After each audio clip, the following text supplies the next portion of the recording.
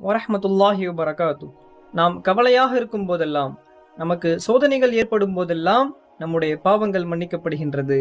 Abu Hurairah அவர்கள் அறிவிக்கிறார்கள், மா யுசீபுல் முஸ்லிம், நமக்கு கஷ்டங்கள், கவலைகள், துன்பங்கள் வந்து கொண்டே இருந்தால், நமக்கு திடீரென ஒரு சோதனைகள் வந்தால், நமக்கு உடல்நிலை சரியில்லாமல் போனால், ஒரு பிரச்சனை முடிவதற்குள் அடுத்த பிரச்சனை ஆரம்பமானால், ஹத்த ஷௌகத்தி யுஷாகுஹா, ஏன் நமக்கு ஒரு முள் குத்தி விட்டாலோ அல்லது நமக்கு அடிபட்டு விட்டாலோ அந்த நேரத்தில் நமக்கு வலி ஏற்படும் பொழுதும் கூட, கஃபரல்லாஹ பிஹா மின் ஹதாயா, இந்த நேரத்திலெல்லாம் நம்முடைய பாவங்கள் மன்னிக்கப்படுகின்றது. அல்லாஹு அக்பர். நமக்கு கவலை ஏற்படும் போதெல்லாம் நாம் எவ்வளவு நேரம் கவலைப்படுகிறோமோ அவ்வளவு நேரமும் நம்முடைய பாவங்கள் மன்னிக்கப்பட்டு கொண்டே இருக்கின்றது. ஆனால் ஒரே ஒரு நிபந்தனை, நமக்கு கவலை ஏற்படும் பொழுது அந்த நேரத்தில் அல்லாஹ்வின் மீது நாம் தவறான எண்ணம் வைக்காமல், அல்லாஹ் என்ன இப்படி பண்ணிட்டானே, இப்படி ஆயிருச்சே என்றெல்லாம் புலம்பாமல் நாம் பொறுமையாக இருக்க வேண்டும்.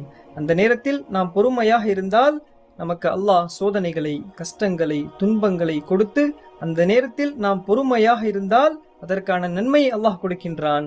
அல்லாஹ் நம்மை சோதித்து நாம் கவலையாக இருந்ததற்காக நம்முடைய பாவங்களையும் அல்லாஹ் மன்னிக்கின்றான்.